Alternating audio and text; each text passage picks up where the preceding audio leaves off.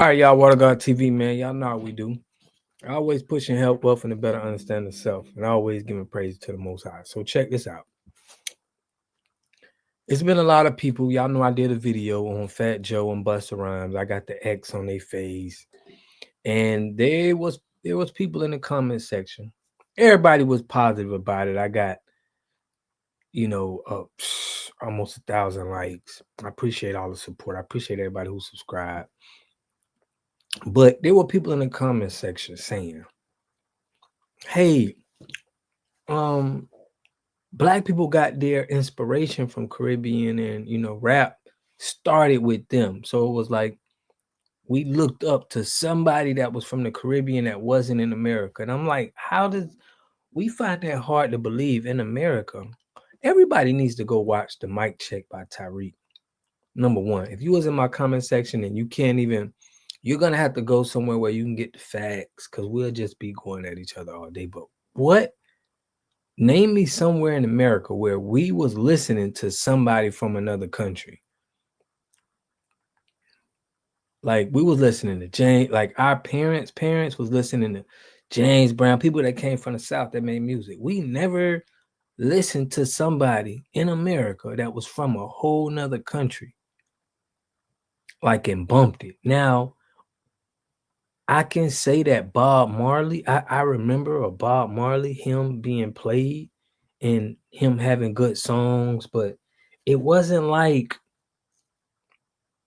and he's one of the greats. And I don't want to eliminate ourselves to say like they're not Black people or they're not FBA. They're just not FBA in America. But as far as them being in the same, we really from the same lineage, yes, we are.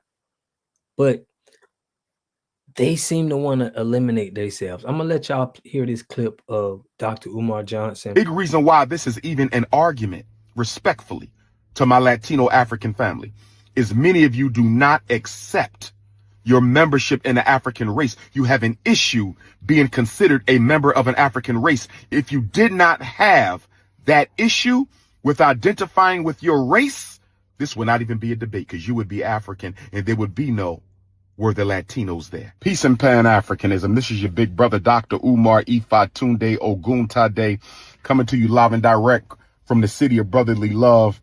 I've been getting all kind of messages, inboxes, emails about the FBA ADOS versus Fat Joe situation. And today is the first day of Kwanzaa. Happy Kwanzaa to all my American Africans and Africans throughout the world. The first principle of Kwanzaa is umoja, unity. Umoja, unity.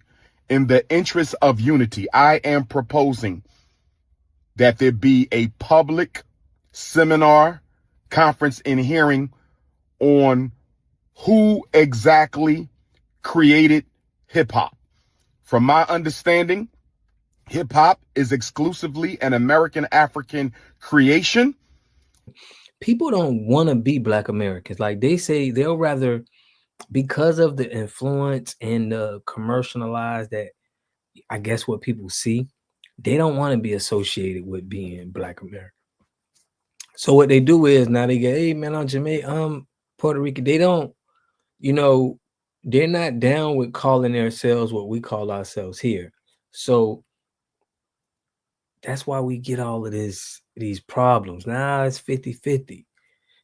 Nobody in the Black America claims to own salsa or claims to own reggae. But we did make jazz, rock and roll, hip hop, all of this stuff that was created here. And shout out to the people. I did watch the dude from New York, white dude, Jewish dude, Nectar. He was from New York. I ain't agree with everything he said, but he did at least give us credit. He said, hey man, they were the people who created hip hop 100%. It was no, that's our culture, everybody got their thing. That's our thing. So, but he was going at Lord Jamar pretty hard. But in this video, I'm gonna go over what Tariq Nasheed, everything that he found. He's exposing Fat Joe. So they're saying that Fat Joe is, he pretty much don't like Black people for some reason, and that's what this video is going over. Without further ado, let's get into it. Make sure y'all subscribe to the channel, hit that like button, push me on the algorithm. I greatly appreciate that.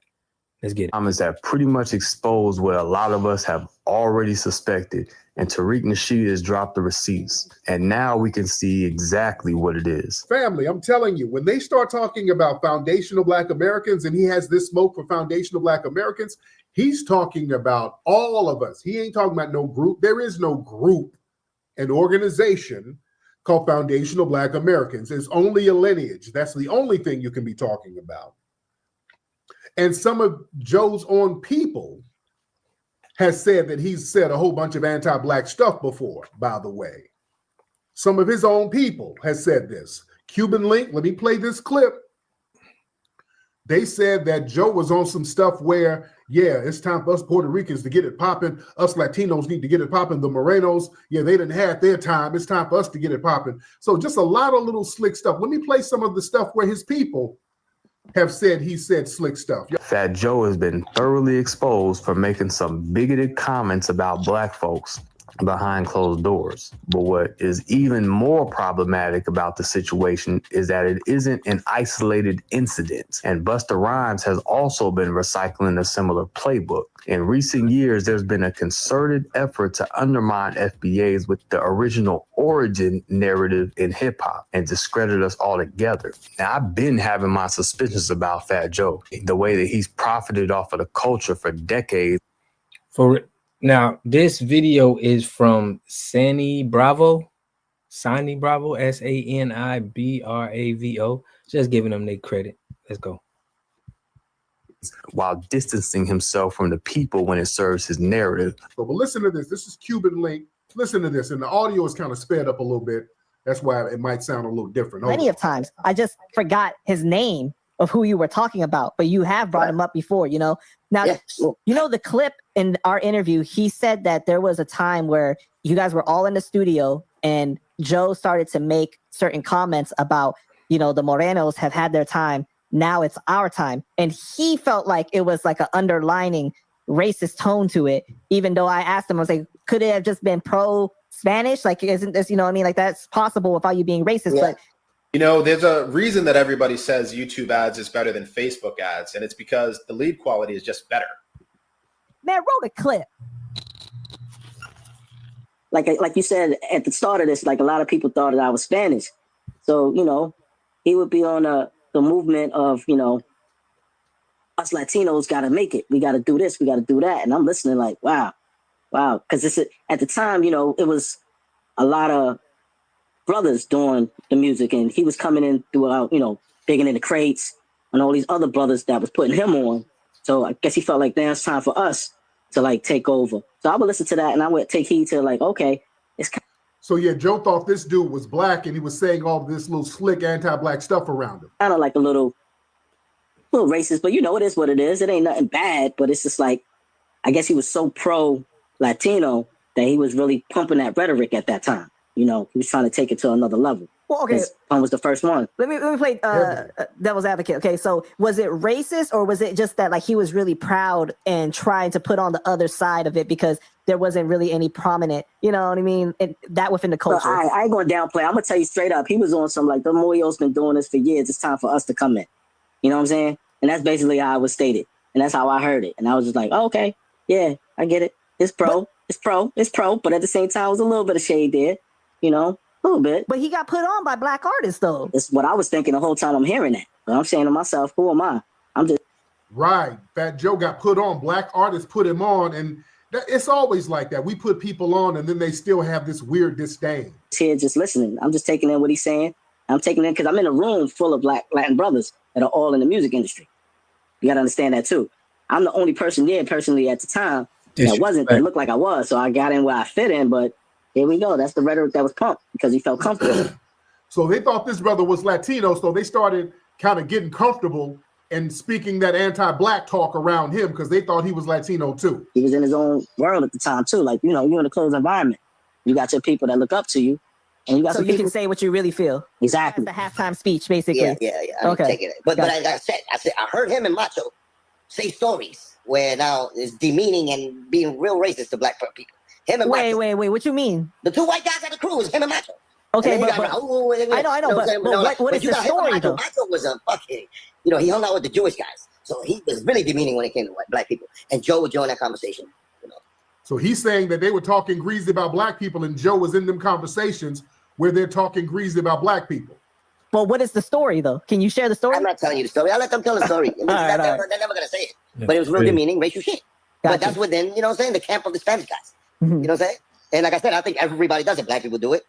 White people do it when they amongst their own. You know what I'm saying? But at the end of the day, I don't want to even say they are, they aren't. But I know my beliefs. I know Punch believe. I know like Saces believe. When we came in, it's full of clips. I know the sick ones believe. We came in as we all is together. Now, if it was a minority of them niggas being racist in the back of their mind and saying racist shit, yes, Joe and Macho. The terrorist part, a lot of Boom. We've been seeing the comments, we've heard his undertones, and now we got some pretty solid proof because Tariq Nasheed did some research and found us receipts that show just how deep this disrespectful, undermining mentality goes. And let me make this abundantly clear. It's not just Fat Joe. Lately, Busta Rhymes has been moving in a similar direction. The most significant and neglected component about the history and the research of hip-hop is its origin. Wow. We got to start changing that narrative. Yep. We can't just keep saying Kool Herc gave birth to it. Right. Jamaica gave birth to it by way of Kool Herc. Through the Bronx.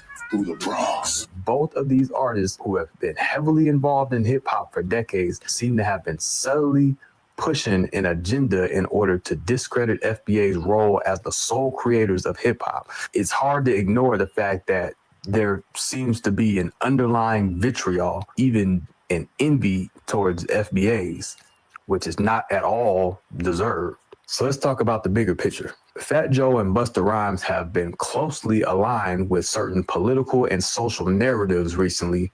If we're gonna vote for Kamala Harris tomorrow, let me hear you make some noise. Ladies and gentlemen, I'm Fat Joe and I'm here for Kamala Harris, the next president of the United States of America. Fat Joe in particular has been heavily used by certain political figures.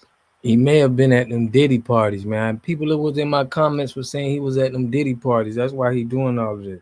He working for them people. To push an agenda that does not benefit the FBA community. If you look at the way that they've been aligning with the hip-hop was created by basically the Black and Brown coalition narrative while simultaneously talking down on Black folks behind closed doors, it becomes clear. This isn't just about hip-hop. This is about the marginalization of grassroots voices. So again, his own people saying that Joe has been saying racist stuff about Black people. I'm not shocked. That whole, we created hip-hop, Black and Latinos 50-50, that was a hostile statement to make based in anti-Black racism. Because number one, it was a lie. Number two, it's a colonizer mindset. We're not accepting lies.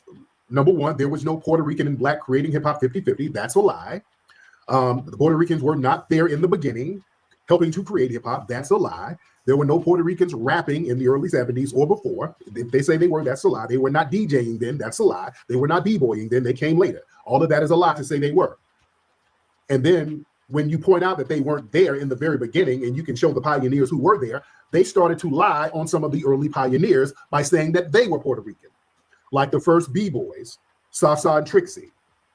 They used to run around here lying that Sasa and Trixie were Puerto Rican. Both of those men are in microphone check. They said, no, we're not no Puerto Rican. We're from South Carolina. We're from the Carolinas. Not only are we not Puerto Rican, when we were dancing, wasn't no Puerto Ricans around. They said this in microphone check. Then they tried to lie. Crazy Legs went on Drink Champs and told that lie that Disco King Mario, who's a very, very unsung pioneer of hip hop, he lied and said he was Puerto Rican. We had Mario's family in microphone check. We ain't Puerto Rican. Nobody in our family is Puerto Rican. We all Black people from North Carolina. We had to clear up lies. We're not going to let people just go out here lying their asses off just for the hell of it. And Fat Joe was talking about, FBAs are racist. Yeah, these are some Black radical racists and all of this stuff because we ain't letting people lie. No, we're not racist because we're checking people and their lies. You're not going to lie indefinitely. Yeah, because Trixie was light-skinned, they tried to make him Puerto Rican. No, that man said, I am not no Puerto Rican. And wasn't no Puerto Ricans dancing with us when we started. Yeah. You can't argue with them. So where does this leave us now? Well, it's clear that there's a concerted effort happening right now to discredit and downplay FBA's rightful place in hip hop. It's a pattern. It's not just about these individual artists. It's about something much bigger. Foundational Black Americans undeniably created hip hop. That's a fact. And no amount of narrative shifting can change the actual history. We built the culture, and it's time for us to take our rightful place in the history of hip hop. And we have to be vigilant because there's a lot of envy and vitriol being directed our way. And it's time to expose it for what it is. So look, Fat Joe and Busta Rhymes are just the tip of the iceberg. These are the ones who have been bold enough to show their true colors. But there's a bigger agenda at play. They've been riding on the backs of FBA culture for years. But when the lights go off, it's clear they don't respect us in the way that they should. I mean, at this point, the receipts are in, and it's time to wake up. Don't let these artists and these agendas distract from the truth of who really built this culture. Foundational Black Americans, we created hip hop. Drop your thoughts below and let me know how you feel about this situation. So there y'all go, man.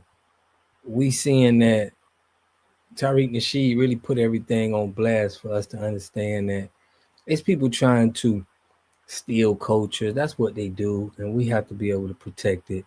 And Busta Rhymes and Fat Joe, to my opinion, guys, they working with somebody, the Democratic Party. Something going on with them too. I think they got them on tape at them Diddy parties, man. I'm feeling like that. And they got to use them in whatever way they got to use them. But let me know what y'all think in the comment section, man. I'll catch y'all in the next video. Peace and love.